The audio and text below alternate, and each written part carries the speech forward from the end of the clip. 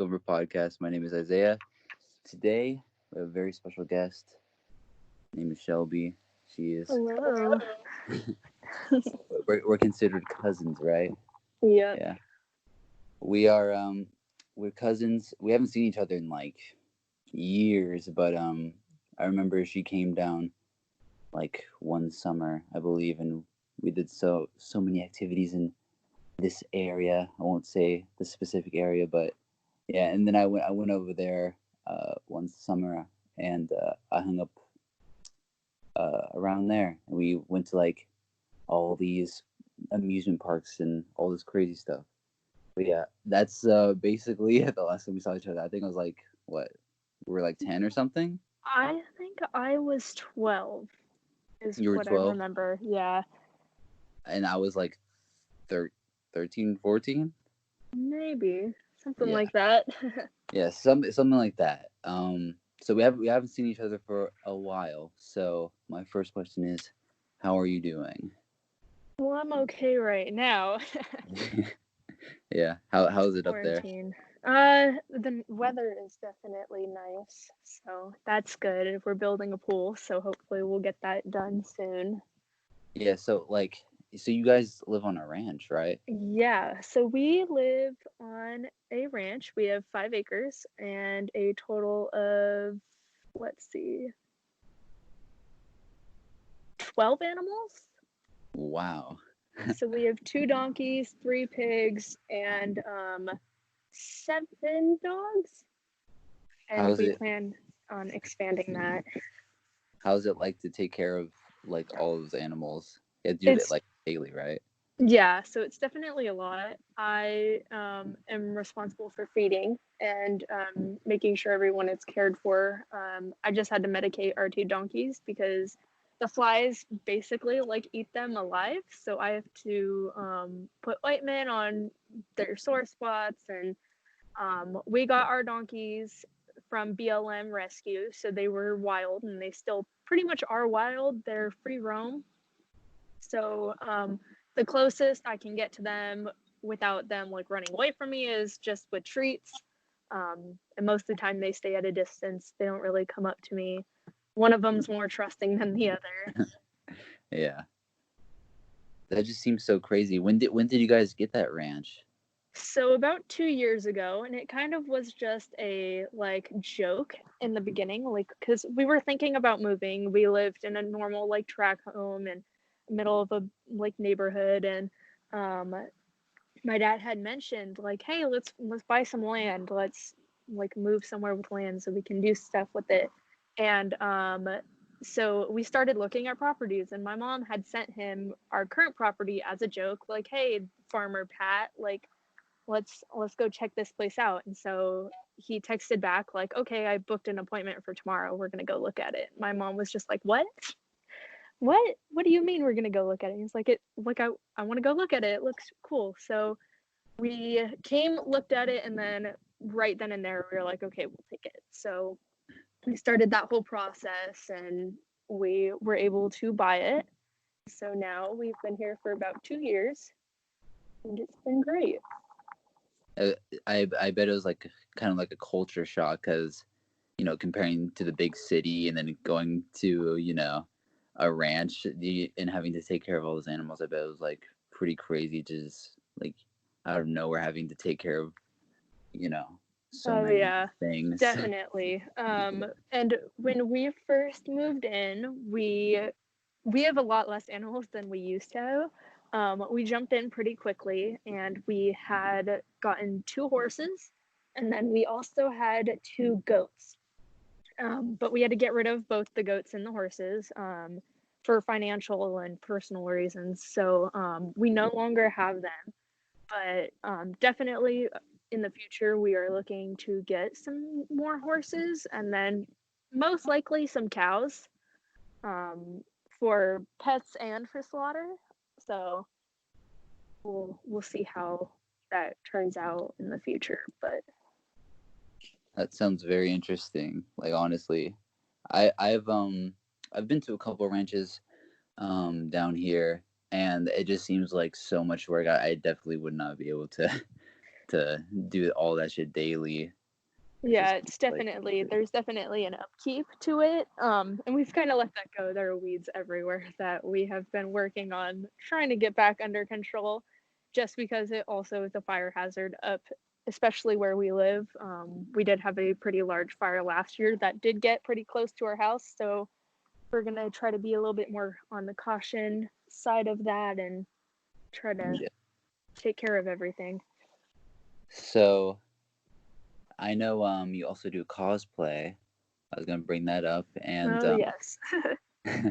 I've seen some of your cosplays, and I'm like absolutely shocked of like how good you've gotten at doing the makeup and doing like the props and like just making your own stuff. And I was wondering like just how much time that takes to make like just one costume and just do all. Yeah.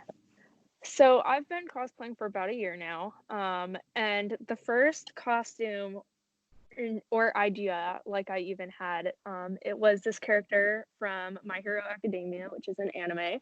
And her name was Uraraka, and she just fits really personally with me, and I just relate to her. So I was just like, I wanna make her costume. I want to do that. So my mom's friend had come over, and she had shown me some pictures of her daughter, which I had met like a couple of times, but we never really actually spoke.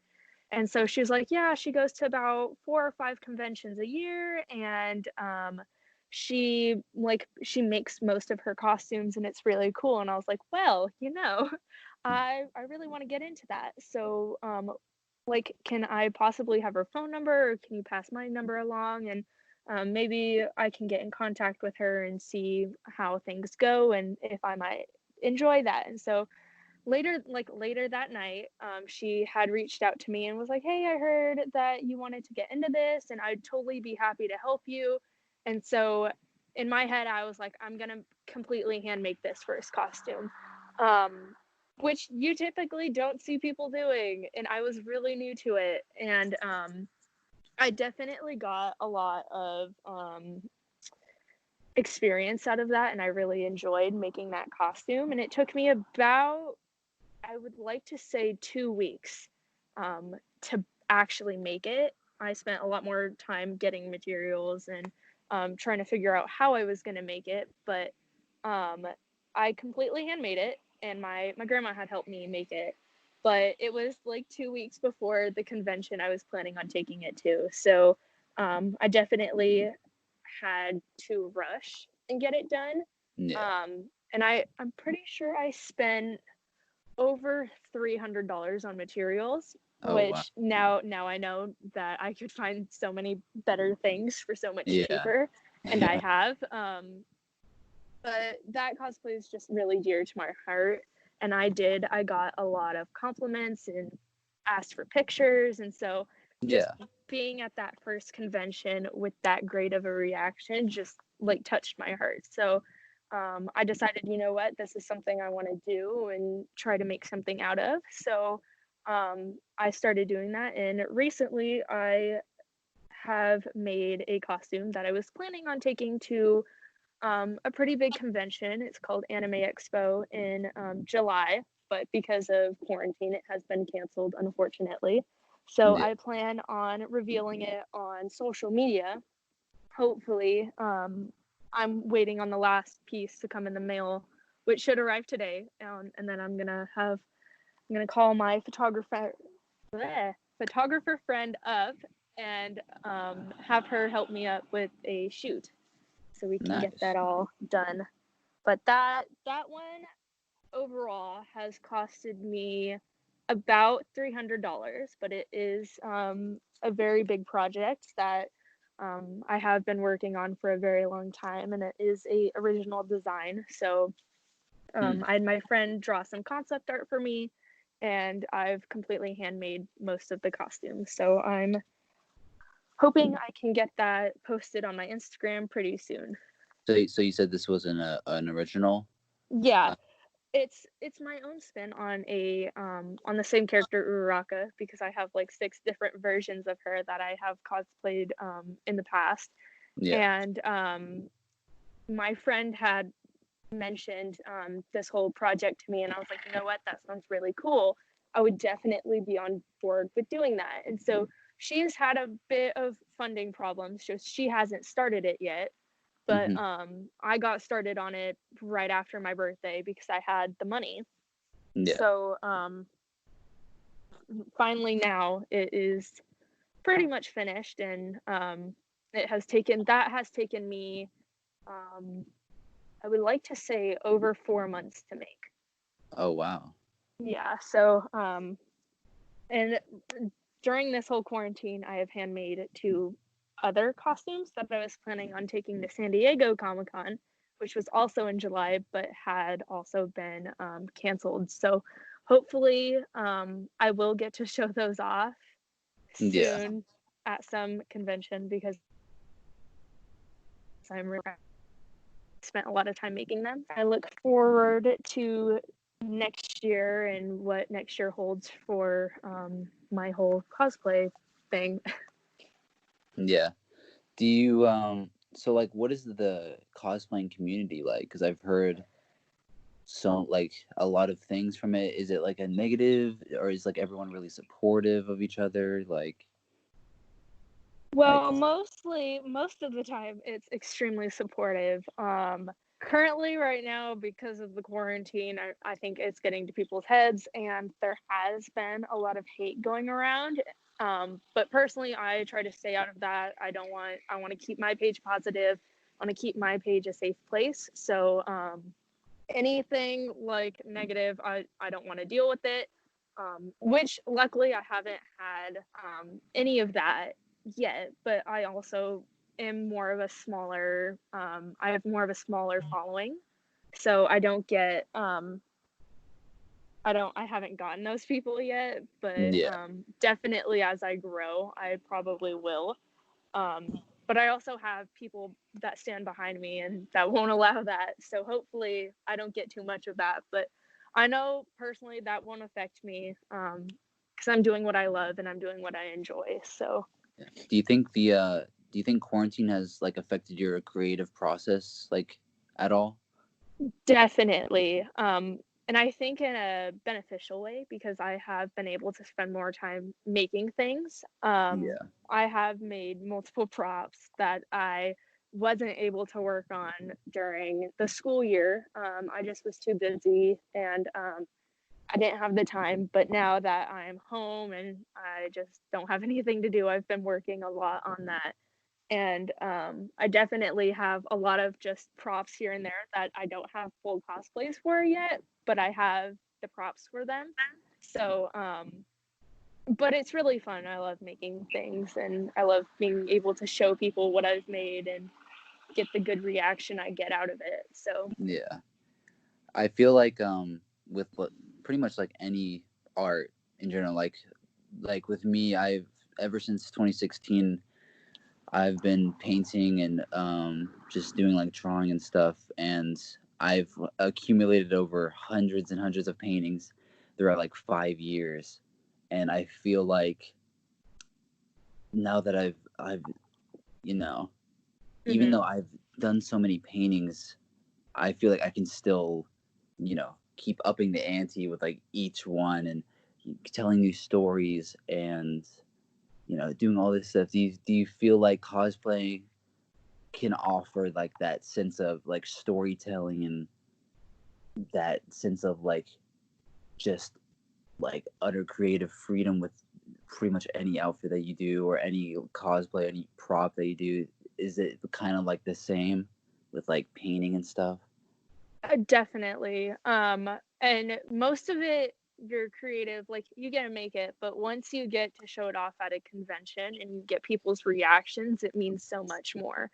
And I went to a convention back in, I think, January, and I was cosplaying Mabel, and my good friend had been cosplaying Dipper, so we were Mabel and Dipper. And as we were walking the con floor, we had this girl come up to us, and her friend was like dragging her over to us, and we were like, "Oh my god, like what are you doing?" And she's crying.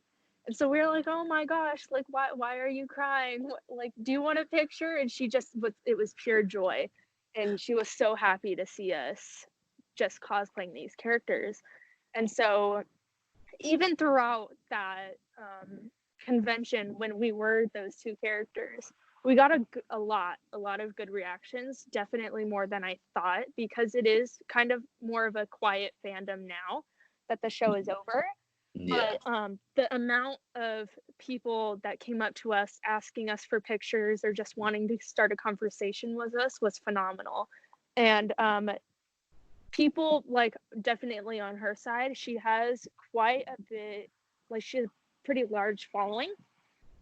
And so whenever she posts something with me in it, I get the good responses that she gets as well. So I have had a piece of fan art drawn for us, and that piece of fan art was done from a picture that we went to my first convention. It was a picture that we took at my first convention, and someone had done a piece of art for it.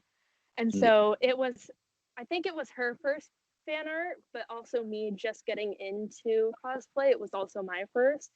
And Yeah. so it just made us so happy, and we were just texting like, "Oh my god, I can't believe someone did this. This is amazing." And it was really good. Yeah. How does, like, because with my creative process, I usually go about it doing basically with the mentality of just do whatever I feel like doing. Like, I just started this merch line that I'm doing, and then the podcast, and just like all this other stuff. If you weren't doing cosplay, what else would you want to do? Well, back when we did have our horses, I had been riding for about 4 years, and that definitely was something that I really enjoyed, and that I really wish I didn't have given it up so easily, because with those animals, you get that side of protection, and you just get close with these 1,000-pound animals. And I really did want to event and do competitions, but where it stood at the time, I couldn't do that. And then when we got rid of our horses, I haven't been able to get back into it. But definitely after this quarantine is over, I would like to start writing again. Mm-hmm. I would have to find somewhere where I could, because we obviously don't have the supplies or the animals anymore. So I did have a friend reach out to me asking me if I would like to go ride with her. So hopefully I can get back into that. But I definitely would have seen myself still writing at this point, if I wasn't cosplaying, just because of how much it had helped me throughout some of the years that were really tough on me, and definitely helped me find kind of who I was at the time. Yeah. Um, but cosplay has also helped me a lot with that too. Yeah. Have you contemplated like what it looks like in the future for you, what you're going to be doing? Definitely. I would like to make a job out of cosplay, but you kind of have to have a following for that. And Yeah. I'm hoping at some point I could get there. My friend, who has the large following, constantly posts stuff with me, and has been trying to get her followers behind me too. Um, so I definitely have been growing a lot over this past year, um, in following and in my cosplays, and definitely I have improved. Yeah. So, and I've only been doing this for a year. She's been doing this for a lot longer than I have, and she has over, I think she just hit 25,000 over on Oh TikTok, wow. and she has over 1,500 on Instagram. No. So, she definitely does a lot for me, and I really appreciate her, and she's gotten me this far already. So I'm hoping that I can continue this, and I do plan on going to college and getting like a normal job and trying to support myself that way. But if I could, at some point, use cosplay as a full-time job and kind of make it my own business, that's what I would prefer to do. Just Yeah. because I would love to have something that I will be doing pretty much for the rest of my life. I'd like to make that something that I enjoy and something that I'm really like close to and know a lot of people within that community, and it just makes me happy. So I feel like a lot of people, you know, especially this generation, like our generation, growing up, getting told that, oh, you shouldn't be following what you want to do. It should be, the shit that makes the most money, the shit that will like financially support you. And I feel like not enough people take the advice of certain people where they're like, just do whatever the fuck you want to do. And if like shit goes bad, then it goes bad. Just like do that. Do you follow by the rules of just do what you want to do, or do you kind of see like the realistic point of it, or like what do you think about that? I guess I've just kind of followed my own path. I've gone from different things of what I've wanted to be like when I grow up.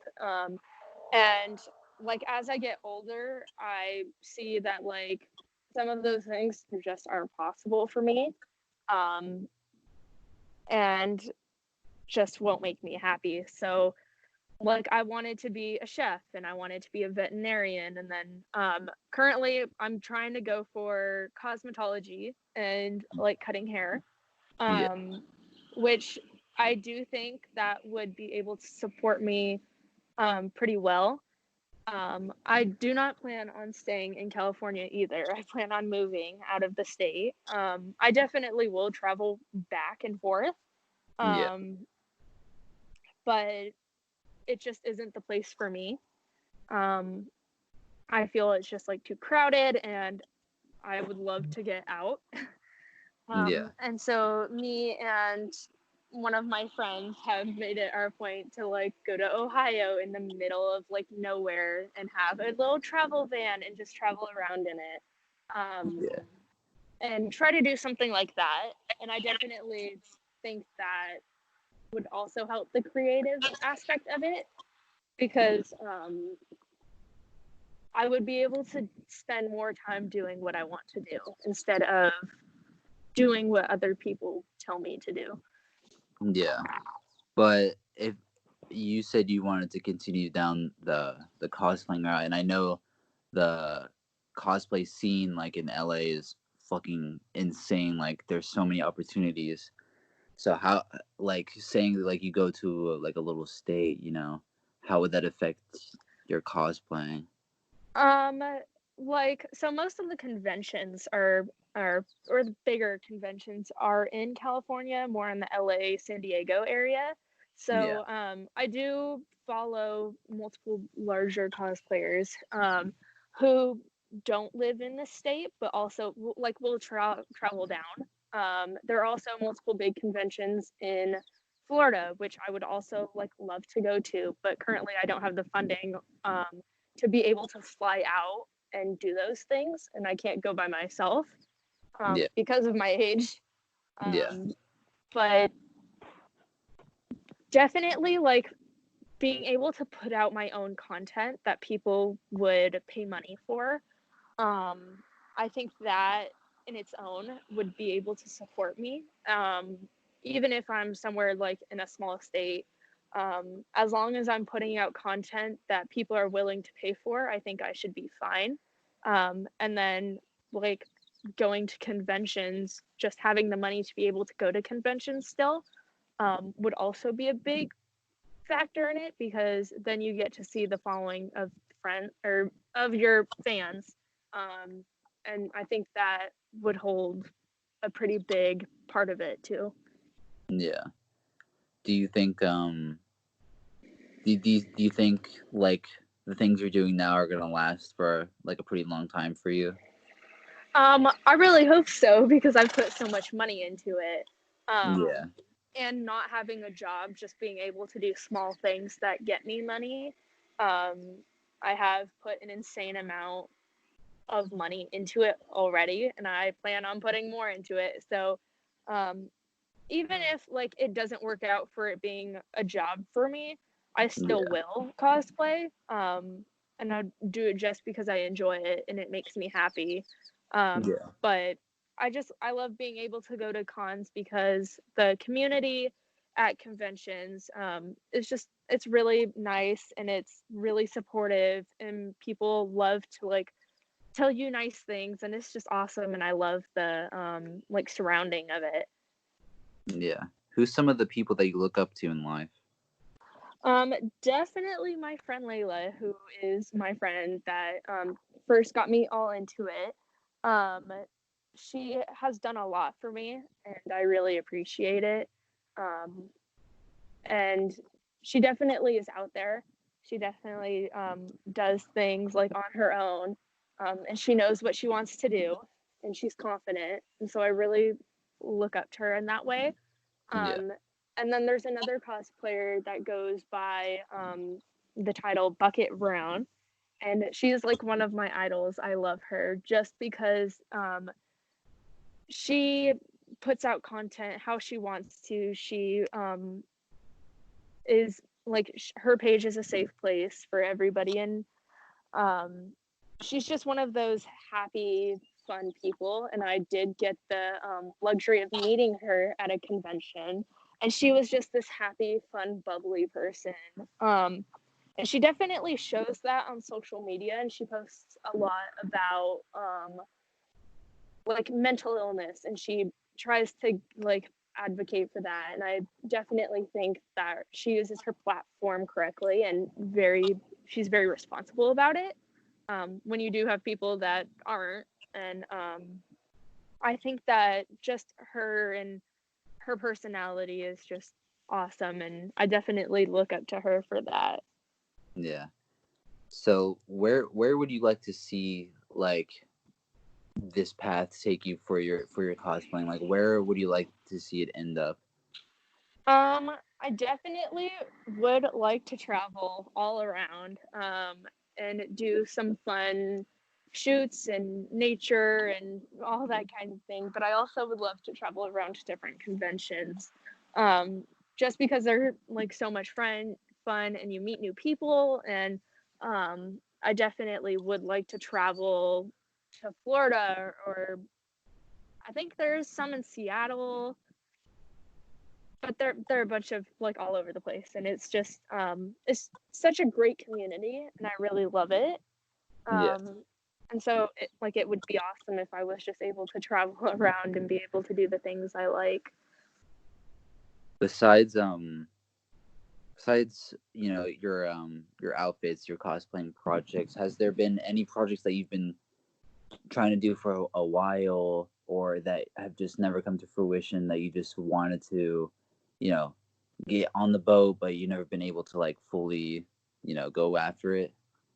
Not really. I definitely have priorities in what I'm doing. So I have this list that I go through, and I'm like, okay, so I have this done. Um, Once I get the money, I'm gonna start on this. Or I completely lose that list and I just buy random things, which then at some point I do have to finish, because it just Yeah. sits there and it just stares at me like, you bought me for a reason. Now do something with me. Yeah. So that's definitely where I is my strongest and my weakness, Yeah. um, because I do spend a lot of money on this, and on the regular. So I do have, not only do I have my last piece for my cosplay I've been working on for a while, I have another costume coming in, I think in either June or July. It should be finished, and um, I'd finally get to do a character from another show that I just love that show, and it's kind of a quiet fandom as well. It's not really very big. And I think at one point it was, but it's kind of an older show, so it's calmed down a bit. Yeah. Um, but I'm really looking forward to that character, and me and my friend Layla, we do a lot of collab work together. And so whenever I'm gonna do this character, like, would you be interested in doing it with me? She's always like, yeah, I'm totally down. So we've got like 9 or 10 different characters we want to do together and that we want to shoot together. But there's only so much time we're able to get together and do that because she doesn't live very close to where I live, and so it makes it hard to either get to her house or my house. So definitely, like I have my permit right now. I can't drive myself anywhere, but once the DMVs open up, I should be able to go and get my license. So I will have a bit more freedom with that. Yeah. So what are some of the shows that inspired some of your art, some of your cosplaying? Definitely My Hero Academia. That has been big. It's one of my favorites. And then Steven Universe. I'm working on a Pearl cosplay right now. I've Oh got no. the pretty much the costume done. I just need some of the little things, but um, that definitely has been a show that I hold close to my heart. I Um, recently finished all of Steven Universe, and I was just like astonished by just everything about it. yeah, I have yet to finish the Steven Universe Future. I just haven't gotten the time. Um, Yeah. but I do. I'm trying to finish that pretty soon. I'm doing Pearl's, I think her first outfit. So I'm definitely super excited for that, and that was going to be one I was going to show off at San Diego, but alas, it has been canceled, so I have to wait till next year. Yeah. But I will have more time to spend more time on it and get it to where I want it to be before the convention. Hmm. And that is going to be one I cosplay with my other cousin. I've recently kind of got her into it, and so she's been going along with it, and I've been making her different things. And she's gone to one convention with me and blew all of her money, and it was just really funny because I did too, and we were broke after it. But it's something I think she is getting into and she enjoys. Um, so I Yeah. really look forward to spending more time with her and being able to share the same thing with her. Would you consider yourself a happy person? Pretty much. I have my days where, um, I'm not so happy. Yeah. I definitely have struggled with depression. And I've kind of gotten better with it. I try to stay happy. I try to stay positive. And when I'm not, I always reach out. To one of my good friends. She's really helped me definitely this past year as well, because we've gotten to know each other a lot better, and I'm there for her and she's there for me. So I definitely hold her close to my heart, and I really appreciate the things she has done for me. And same with my cousin. Like the moment I met her, we just clicked, and she's been able to help me with so much, and I feel like I've done the same for her. How important is it to have like that group of people to just support you no matter what you do? I feel like it's very important, especially to me.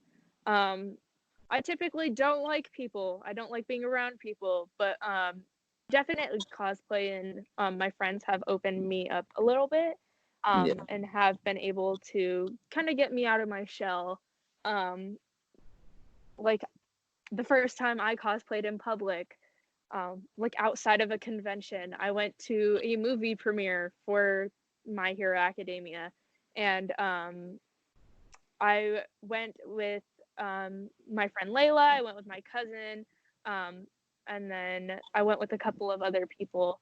And that definitely was a fun experience because the minute we walked into the theater, people were like, "Oh my God, you're cosplaying so and so," and we are like, "Yeah." Um, and we did get a lot of good reactions out of it too. So it's always great to have the people that you're surrounded with also enjoy the things that you're into. Yeah. Um, and I feel like I make friends with a bunch of different like kinds of people. And sometimes we don't always like see eye to eye, but like there's still important people in my life and that I would always like do things for them. So I would say it's very important. It's kind of like an anchor to me now. I always reach out to my friends when I need it the most. Um, and they've been there to support me no matter what. Yeah. So it's definitely helped me a lot. Uh, like me personally, I've dealt with depression openly. Um, Hmm. um, I've dealt with it for years, and just recently, like last year, I believe, I started opening up about my past and what happened to me, and I started seeing like a lot of people, trying to reach out to me, trying to support me, and I found it like kind of therapeutic in a way to just talk about your feelings either in writing or just like writing it on like a Snapchat or making it through your artwork or do you think it's really do you think it's like very important to reach out to people and reach out for that help that you need? Yeah, definitely. I had a point with my mom where we didn't really get along, and I had lashed out like at her, and so I started going to therapy. I went for probably about, I'd like to say like 4 months. Um, and I had this really good therapist, and we really got along, and I was able to open up to him. And then he moved, so I lost that. But that was when my cousin, who I'm now super close with, started coming around. She married into the family, so she definitely had a hard time getting used to everything. But she she really helped me through a lot. And she took me to prom. We went to prom together her junior year, which was last year, and I was a freshman. Um, and we we did a lot. We kind of just walked around because it was at an aquarium. So we went and looked at all the exhibits, and then we sat down for probably about an hour and just like opened up to each other and just like told each other everything. So that definitely helped me. And after that, we became so much closer. And so we do have our moments where we just open up and talk till like 3 in the morning about just random things. And she's definitely been there for me when I need it. And also my friend Allie, who I recently met kind of at the end of last year through school. And just the moment we met, we just got along. And so we started hanging out more and more. And before all this quarantine happened, she used to like come over every weekend. Um, and we would just like hang out, and it was one of the best things that we both needed at the time. And now that this whole quarantine thing is going on, she hasn't left the house like at all. And I've gone back and forth between my cousin's house.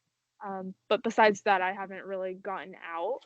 And I definitely think that's affecting both of us. And when this is all over, we would be hanging out like every weekend again. Yeah. But I definitely do think it's really important to reach out. That may not always be through social media or posting about it, but if you're a person that's like comfortable with that, then totally go for it. But if you're kind of someone who doesn't want things like that, then I would definitely reach out to someone who like you're close to and that you trust, or that you think might help you. Um, like I've never really gotten along with my parents, so when I need to talk to somebody, I talk to my friends. Yeah. And I think it's always important to have that group of friends. But what would you recommend to someone, that's struggling with mental illness, doesn't go out very much, doesn't have like a social life? Like what would you recommend for someone to, do if they had even if they've tried reaching out before? I kind of had that problem. I kind of just shut myself in. And Yeah. the thing that changed with me was I snapped, and I finally just like let it all go. Um, which then resulted in me going to therapy. But that was extremely hard for me, and it had taken me years to build up to that point. Yeah. Um, I definitely, like, when school starts up, find that teacher that you are close with and can just talk to, because I had that teacher this year who, I just had a heart-to-heart moment with her, multiple times actually, and I couldn't even tell you the amount of times I've cried in her classroom after class, just because I've needed someone to talk to, and she's always been there for me. And definitely through this quarantine, I have kept in touch with her. Um, so it's been really important to me to have her in my life. Um, Yeah. and next year, I definitely will be going to her class throughout the year, just like hang out or say hi or help her with whatever she needs, or just to talk to her if I needed that. So even if you don't have the friends that you feel comfortable talking with, I would try to go for an adult. And even if you don't have that, um, then I would try to reach out to your parents. Even though you might not have that connection with them, I would at least try to tell them that like you need help or that you need to go to therapy and try to get that support behind you that you need. Yeah. Because at the time that's kind of what I did. The whole lashing out thing was a lot different, but I had been in that mental stage for, I don't know, 4 years. So Yeah. it just built up and built up and built up. But after that, I definitely have gotten better and am now in a safe mental state. Um, so that's definitely better. Yeah. Do you think our generation, you know, compared to other generations, we're dealing with a lot more trauma, a lot more like mental abuse, sexual abuse, just things like that. And just, I like me personally, I feel like it's getting absolutely worse for, 8-year-olds to even want to commit suicide and all this stuff. Do you think it's just getting like absolutely terrible? Yeah, definitely. And I think most of that is you don't really have the support you need where you're at the most, which is school. Um, and we had an instant English is not does not work. We had an incident this year at my high school, where we had some kids post stuff on social media. Um, that was it wasn't okay. And it got taken down, of course, but we did have people like come out with a lot of backlash. In which where we had someone tell us that they were going to shoot up our school. Yeah. Um, and it was a legit threat, which our school didn't take it as a legit threat. So Mm. I think that definitely affected our students, um, mentally, just because I remember walking into school that day. I hadn't checked any of my social media, but if I have, I wouldn't have gone to school that day. Yeah. Um, but I walked into school and I just saw it was like a ghost town. It was empty. And so I had found one of my friends, like one of the only friends I had there at the time, um, come up to me and was like, we've gotten a threat. Like, I don't know if you want to go home or not. Like, I'm just telling you what I've heard and what have happened. So I did a little bit of like investigating on my own just to make sure things were solid with that. But right after I figured out what I like needed to do, I called my mom and I told her, you know what, I don't feel safe here. I'm gonna need you to come pick me up. Um, and I just told her everything that went down, and she said, okay, I'll be right over, and picked us up and took us back home. But I do think that sense of safety that you should feel at school was definitely not there, and I don't think they did very much to help that. And they definitely didn't do enough to warn students about the thing that had happened with the students and social media. We never got an assembly for that. We never even got something on the intercom saying, you know what, that wasn't okay. Like, we need to talk about that. Um, and neither did the teachers. The teachers really didn't speak up about it. And I thought personally, I thought that was very concerning. And then after that threat, nothing happened after that either, which I also thought was very concerning after we got a legitimate threat from a guy who had shot up a school before and was in jail for it. Hmm. Why do you think there's so many like school shootings now? Like it's just like accelerated over the years. I definitely think that it is mental illness, and that they're just kids who have gone down the wrong path and could easily be prevented with the right things. Now, sometimes like they're already too far gone, and it's unavoidable. But if you know something, you should definitely speak out.